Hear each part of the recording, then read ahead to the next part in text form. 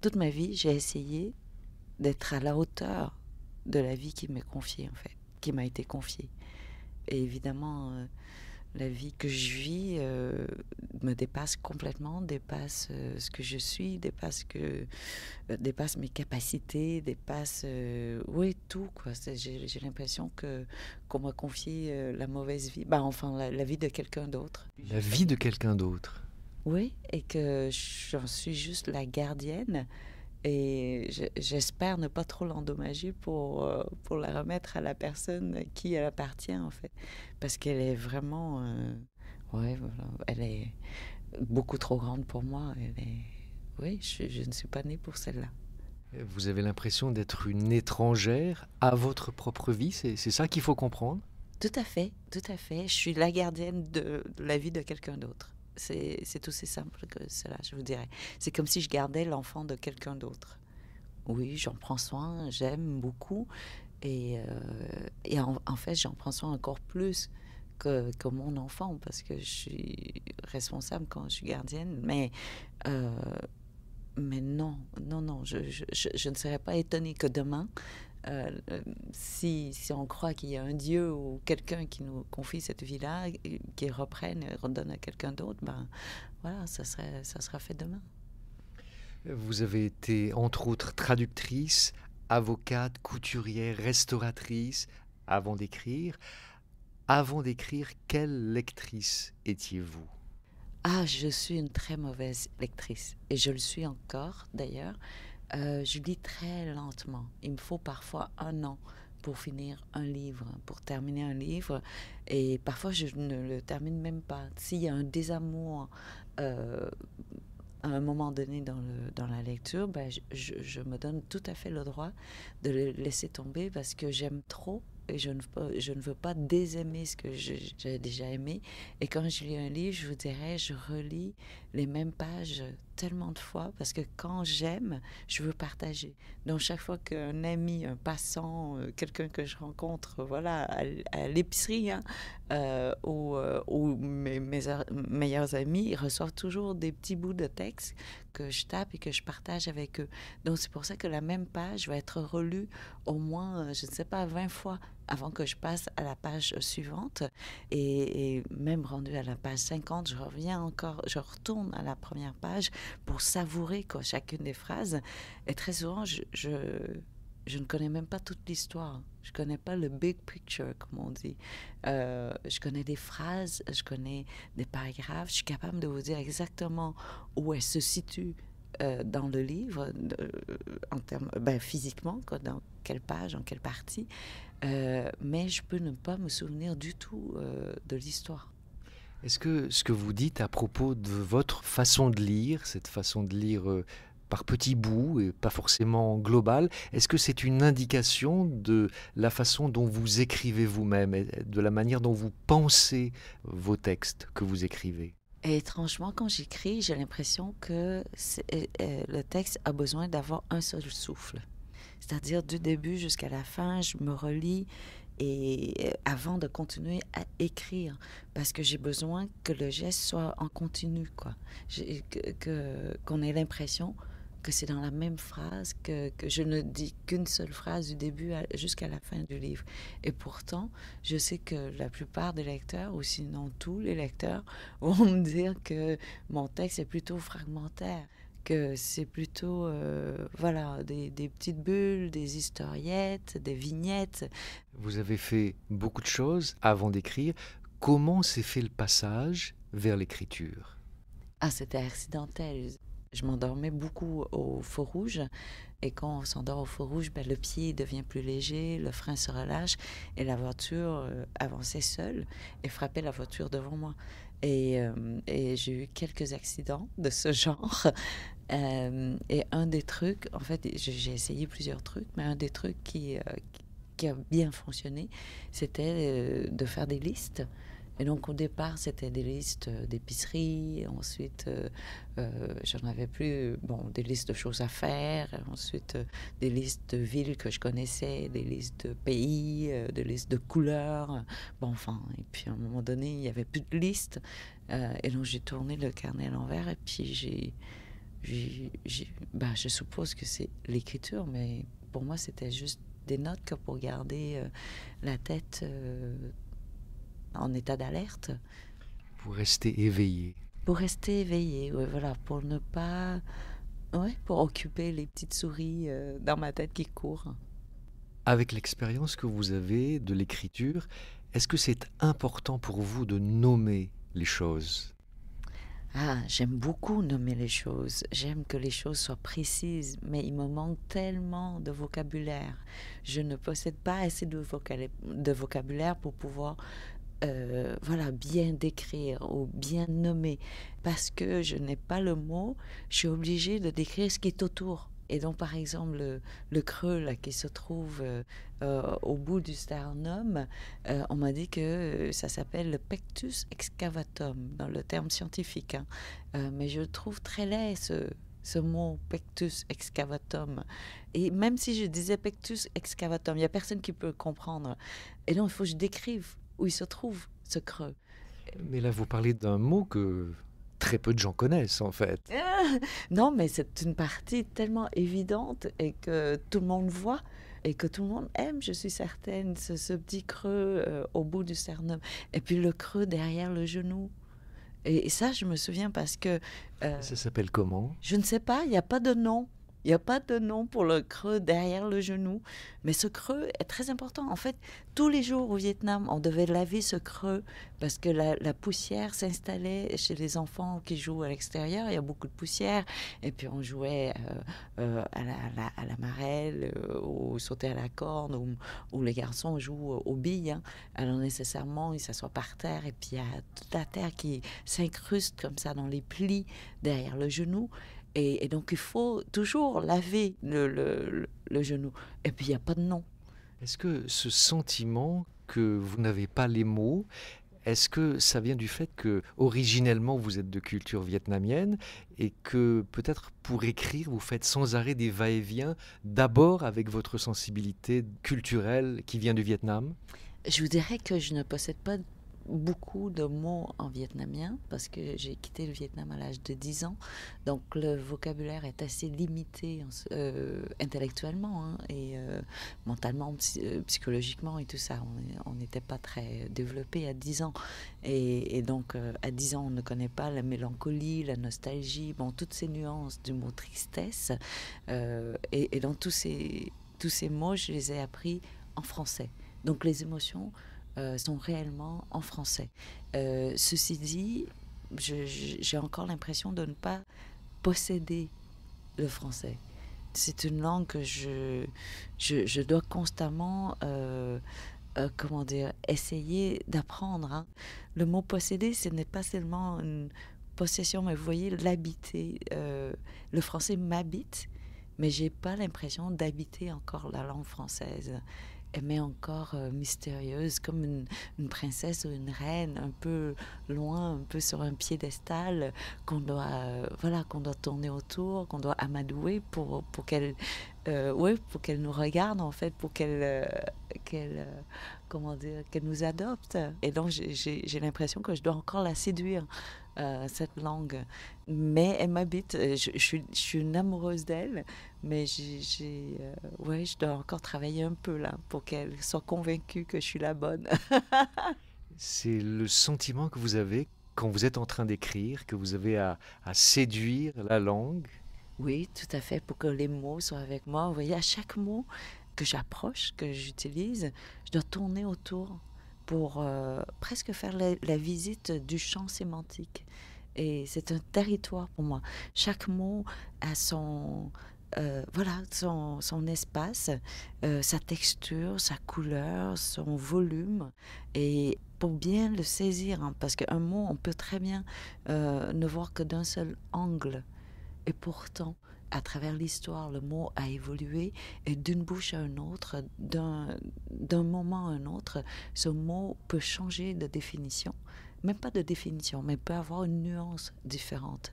Juste par exemple, comment dire? Oui, la mélancolie ou la nostalgie, la nuance est très très mince.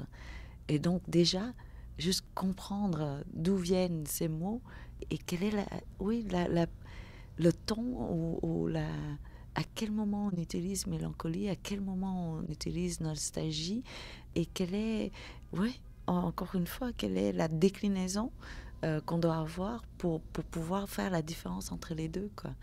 Ouais, donc il me faut beaucoup de temps pour saisir, hein, le mot. Et quel genre de sentiment est-ce que vous avez quand vous vous dites oui, j'ai le mot juste? Euh, Parfois, il faut l'accompagner avec d'autres mots. Et en relisant, soudainement, on sait que c'est ça. On lit la phrase et on ne sent plus des inconforts. Vous voyez, c'est un peu comme un vêtement qu'on achète, hein. On le porte et on dit ah, mais il y a quelque chose qui ne va pas. Les manches sont peut-être un peu trop longues ou le col un peu trop serré, ou même pas. C'est dans le mouvement. Parfois, on sent qu'elle tire un peu à l'épaule ou les aisselles et tout ça. Et les phrases, c'est la même chose. On lit et on sent ça accroche un peu, ou qu'on l'a forcé, le mot à habiter avec un autre mot. Les deux sont magnifiques, sont beaux, mais quand on les met ensemble, elles se contredisent, ou sinon ça devient cacophonique, et parfois c'est encore plus léger que ça. On ressent juste un malaise entre les deux mots. Et dans ce cas-là, il faut abandonner, quoi. Il faut les aider à... Non, il faut se donner le droit d'enlever un des deux et se dire, mais on va y retourner. On va le mettre ailleurs. Et comme un bouquet de fleurs, hein, toutes les fleurs sont très belles, mais elles ne vont pas nécessairement ensemble. Et les ingrédients, la même chose. Et donc, il faut, oui, dans un plat, pour trouver cet équilibre-là, parfois, il ne faut pas en mettre trop. Il y a des choses qui s'entretuent, quoi. Et pour l'écriture, c'est la même chose. Et je ne sais pas comment vous le dire, c'est sur la langue. Vous venez de faire des comparaisons avec la couture, avec la nourriture. Tout ça, ce sont des métiers que vous avez pratiqués avant d'écrire. Est-ce que vous voyez un fil entre coudre, nourrir, défendre une cause? Vous avez été avocate. Est-ce que vous voyez un fil avec l'écriture? Tout à fait. Je crois que tout ce que j'ai fait dans ma vie a apporté d'une façon ou d'une autre, non, pas d'une façon ou d'une autre, de façon très claire, tous mes métiers ont contribué à ma capacité d'écriture aujourd'hui. Par exemple, la cuisine, c'est l'équilibre, le dosage entre... parce que quand on arrive du marché, on est tellement enthousiaste d'avoir trouvé tous ces beaux légumes qu'on a envie de tout présenter à notre client, en fait, hein, dans le temps que j'avais le resto, ou sinon à ma famille. Mais voilà, on apprend avec le temps et on sait, les grands chefs, c'est dans la pureté des ingrédients, le plus possible. Oui, ça ouvre, mais ça ne frappe pas. Vous voyez, ça ouvre tranquillement en bouche, comme le vin, quoi. Il ne faut pas que ce soit, comment dire en anglais, in your face. Et donc, il faut maîtriser beaucoup, comme un chanteur, en fait. Un bon chanteur n'a pas besoin d'en mettre beaucoup. Il sait exactement où insister et où relâcher. Et donc, l'équilibre et la patience dans la cuisine. Un ragoût ne peut pas se faire en 15 minutes.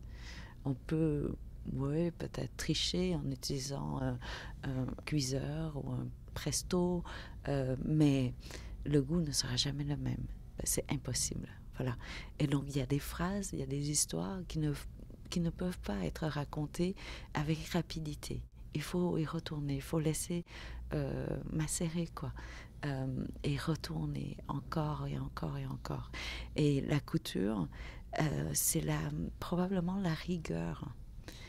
Parce que de la première aiguille jusqu'à la dernière aiguille, on doit tenir toujours la même cadence. Il faut que j'explique.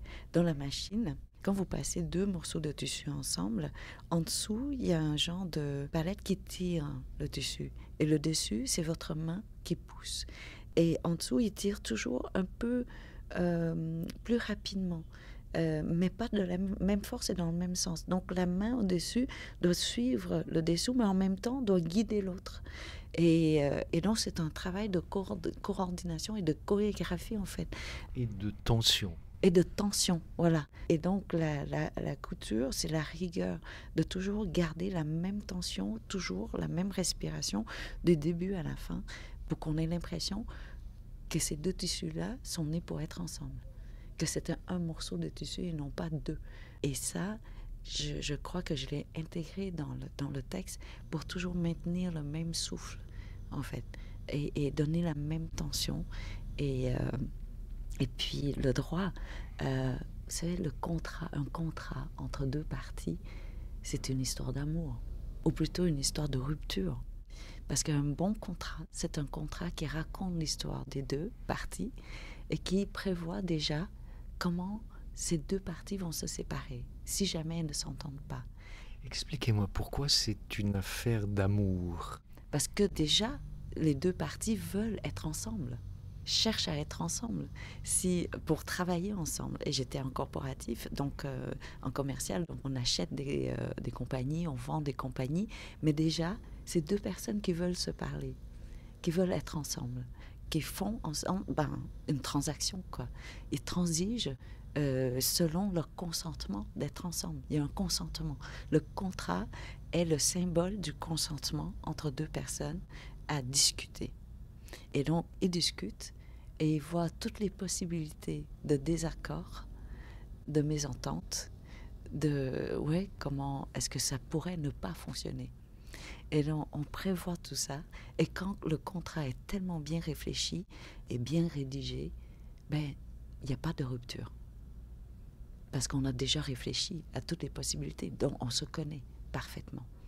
Donc, on se dit, écoute, si tu tires sur ce fil, c'est la robe qui tombe.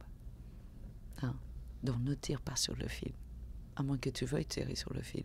Et si tu veux déjà tirer sur le fil, il n'y a pas de raison de continuer. Alors si on continue, c'est parce qu'on veut que ça reste.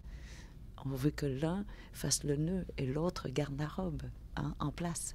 Et donc c'est une danse à deux, c'est une synchronisation en fait entre deux personnes.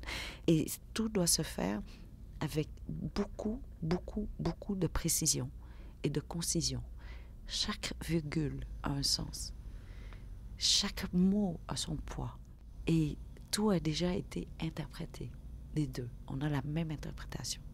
Et donc la rigueur, encore une fois, mais surtout la précision et la concision jouent un rôle primordial dans un contrat.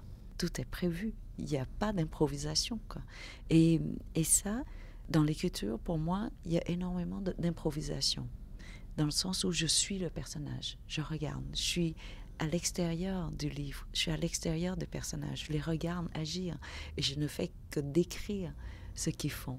Et pour que le lecteur puisse me suivre, j'essaie de donner le plus de précision possible sur un mouvement, sur le bouton de manchette que la personne porte, sur le mouvement du pied, un peu comme... et je me souviens, c'est dans le film A Million Dollar Baby, je crois, où Clint Eastwood décrit qu'un boxeur, c'est quelqu'un qui fait constamment des feintes, parce que les pieds vont pointer à un endroit et puis la main va frapper de l'autre. Et donc, il y a toute une danse dans le comment faire pour que ça ait l'air très fluide, que c'est pas réfléchi, mais que tous ces gestes-là avaient été prévus. Et donc, je dois décortiquer pour le lecteur assez de détails pour qu'il voit la scène de ce qui se passe et puis ressentir.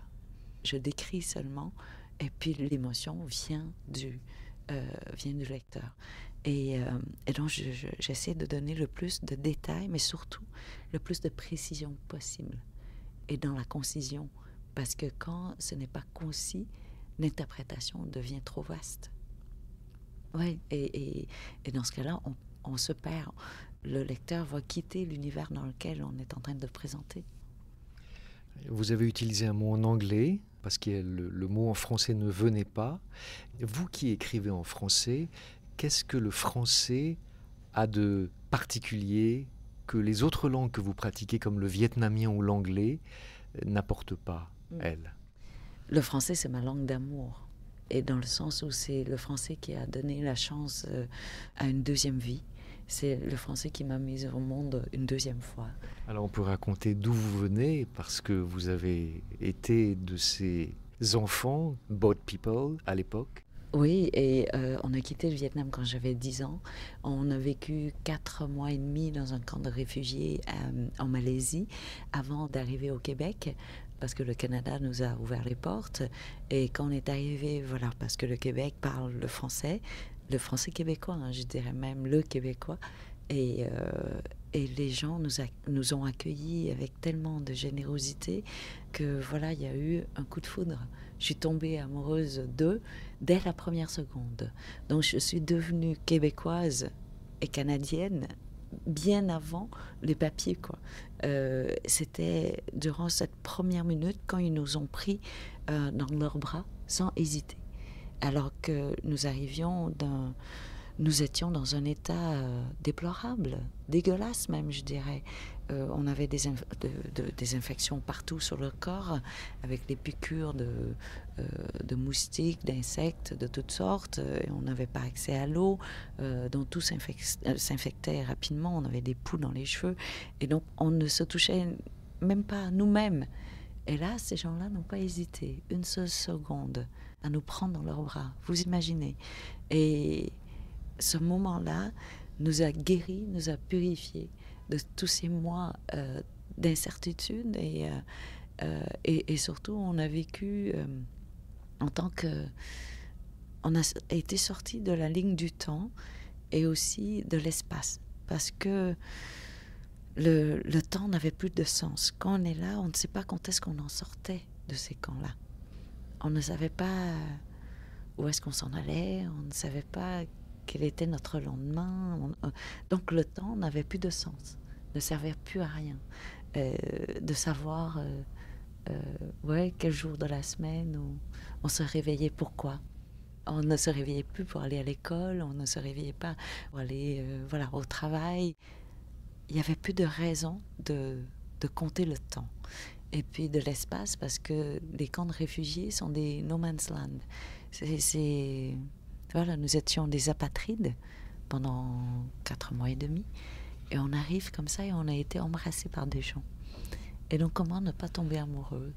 Et quand on tombe amoureux, ben, on adopte la langue, on adopte la culture, on adopte tout. On veut être à l'intérieur de l'autre. Et c'est comme ça que le français m'est arrivé.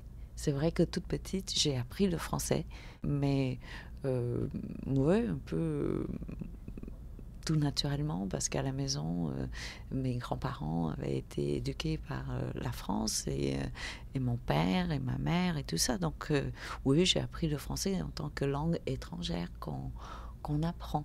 Alors que le québécois, c'est une langue d'amour. Et donc je ne pourrais jamais écrire avec une autre langue que la langue française, parce que quand j'écris, j'essaie de partager ce que je trouve beau, la beauté du monde, la beauté de nous, les humains, comment nous sommes forts, comment nous sommes incroyables devant l'adversité, quoi, et devant l'atrocité. Et la beauté est peut-être lente, mais c'est elle qui va vaincre, c'est elle qui vient nous chercher, qui peut nous interpeller encore et encore. Et donc, quand on parle de beauté, on ne peut pas utiliser une autre langue que la langue d'amour, quoi. Et c'est pour ça que je ne pourrais jamais écrire en anglais. L'anglais, c'est une langue de négociation. Et oui, et puis le mot qui m'est venu, c'était ça, c'était in your face. C'était pas... Et oui, je crois que j'ai beaucoup de difficultés à être violente en français. Je ne peux pas être crue en français. Et puis en vietnamien, bah, j'ai une langue d'enfant. Et ça aussi, je ne sais pas comment être... ouais, être direct en vietnamien, c'est impossible. Donc le vietnamien, c'est une langue de pudeur. Et j'ai pas les mots en émotion pour pouvoir exprimer, quoi. Pour pouvoir m'exprimer et exprimer les émotions. J'ai pas les mots. Et quand on n'a pas les mots, ben, on peut pas en parler. On peut même pas les ressentir. Parce que quand on n'a pas les mots. On a besoin des mots pour ressentir les sentiments auxquels ils correspondent. Tout à fait. Si on n'a pas le mot nostalgie, comment on peut identifier cette tristesse-là? Et puis le mot pudeur. Si on n'a pas le mot pudeur, comment on exprime ce, on va dire, malaise? inconfort, mais c'est pas tout à fait ça. La gêne, la timidité, non plus, c'est pas ça. Pudeur, c'est très précis. Et la même chose pour le mot jouissance, qui n'existe pas en anglais. Et si on l'a pas, comment est-ce qu'on l'exprime? Comment... Je suis certaine que toutes les langues du monde, on doit ressentir cette sensation-là. Mais après, comment faire pour le retrouver? Pour retrouver cette sensation-là si on n'a pas le mot? Est-ce que ça veut dire que par rapport à votre propre histoire, c'était essentiel de l'écrire pour pouvoir l'identifier et pour pouvoir mieux vivre avec?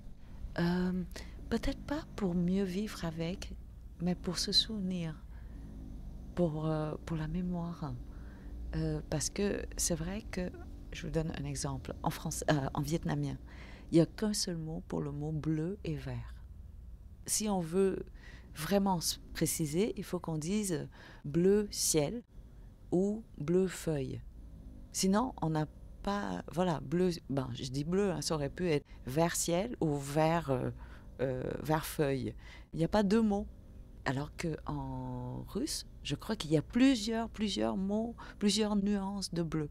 Et ils ont fait le test, les neuroscientifiques, ils ont trouvé que une personne qui parle le russe peut voir plus de nuances de bleu qu'une personne qui n'a pas cette capacité. Et du coup, oui, maintenant c'est prouvé scientifiquement que si on n'a pas le mot, on ne peut pas l'exprimer. Et donc, il faut le mot. Et ce mot-là nous donne une notion. Et parce que je n'ai pas été élevée avec cette notion-là, le vietnamien n'a pas de temps de verbe. On est toujours à l'infinitif. Et donc, on ne peut pas avoir la sophistication du français d'identifier un temps précis comme le passé simple, le passé composé, le plus que parfait. Vous voyez, la nuance entre. Alors que le cerveau en est capable. Parce que le français le décrit. Le futur antérieur, comment être en avant et en arrière en même temps. Et puis le conditionnel, le subjonctif et tout ça. Et donc, il y a une thèse même qui a été écrite là-dessus, que les Vietnamiens, mais aussi d'autres langues qui n'ont pas de temps de verbe, on n'a pas de plan B ou de scénario B, C, D. On n'a que le temps présent. On est là. Et donc c'est peut-être pour ça aussi qu'on a plus de facilité à être seulement dans le présent. Et qu'on regrette moins. Qu'on ne se dit pas « Ah, si je pouvais, si j'étais ». Non, on ne le dit pas. Parce que c'est pas dans c'est pas dans la culture, c'est pas dans la langue. Voilà, le passé n'est pas dans le passé, le passé est dans le présent. Est-ce que votre histoire passée, est-ce qu'elle reste présente? Mais oui, bien sûr. Sans le passé, je ne savais pas ce que je suis aujourd'hui. Ce corps, il porte le passé tous les jours. Et on le voit dans les rides, on le voit dans la peau qui perd l'élasticité. C'est le temps. Le temps est avec nous, on porte le temps.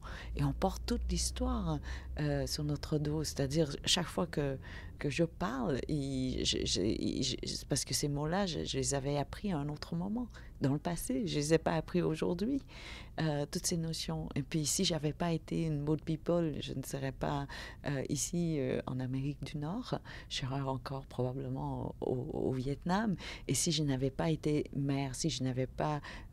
oui, je suis encore mère, mais je veux dire, si je n'avais pas accouché, je ne serais pas mère aujourd'hui. Donc, cet accouchement, il est encore là. D'ailleurs, j'ai encore la cicatrice. et donc, cette cicatrice-là vient peut-être... non, dans le passé, elle n'était pas cicatrice. Elle était une ouverture, une plaie. Et elle est devenue cicatrice. Et en tant que cicatrice, elle est dans le présent. Voilà. Non, donc pour moi, il n'y a qu'un seul temps, quoi. L'autre temps qu'on ne porte pas, c'est le futur. Et le futur, c'est peut-être seulement la direction dans laquelle on regarde. Mais dans mon cas, je ne regarde pas très loin. Je suis un peu comme une taupe, quoi. Je ne vois que ce qui est devant mon nez. Donc oui, on ne porte pas du tout le futur, mais on porte le passé, tout à fait. Est-ce que vous avez besoin d'un rituel pour vous mettre à écrire? Ah non, j'écris là où je peux. Et je me souviens, j'étais dans un pays que je nommerai pas. Je suis arrivée dans une chambre d'hôtel, d'un grand hôtel, mais qui n'avait pas été rénové depuis très longtemps, je crois. Depuis peut-être 50 ans. Et c'était horrible comme endroit, comme chambre. Et ça m'a effrayée de regarder tous ces draps tachés, poussiéreux et tout. Donc je suis restée debout. Je n'osais même pas m'asseoir sur la chaise qui était coussinée, vous voyez, avec un tissu et tout. C'était pas en bois. Et la seule chose qui était en bois, c'était la table. Donc j'ai déposé mon ordinateur sur la table et j'ai écrit debout pendant 2 heures pour ne plus voir la chambre. Et j'ai attendu que la nuit tombe pour que je ne vois plus, quoi. Et donc j'ai écrit là. Ou sinon à la maison, j'ai un fils autiste qui aime beaucoup sauter sur le trampoline. Et quand il était plus petit, on devait vraiment garder un œil sur lui. Et donc je m'assoyais à côté de l'accoudoir du sofa. Je déposais mon ordinateur sur l'accoudoir et puis je m'assoyais sur un petit banc d'enfant et j'écrivais comme ça. J'écris beaucoup dans les aéroports. J'écris parfois au pied du lit, comme ça. C'est-à-dire, j'arrive et parfois j'ai une idée, j'ai envie quoi, de m'y mettre. Et je peux me mettre à genoux au pied du lit et puis j'écris. Mais c'est rare que je m'installe à un bureau. J'ai pas de bureau d'ailleurs. Donc c'est impossible de m'installer à un bureau. Est-ce que vous avez besoin de relire à voix haute, un peu comme le gueuloir de Flaubert, pour savoir si une phrase tient? Je relis énormément à voix haute, mais avec les doigts dans les oreilles, pour entendre vraiment le son dans ma tête et non pas à travers les oreilles, parce que j'ai besoin que la phrase soit très légère. Et donc, il ne faut pas que ça résonne trop. Vous voyez, je veux être comme dans la tête d'un lecteur, en fait. Mais pas à voix haute.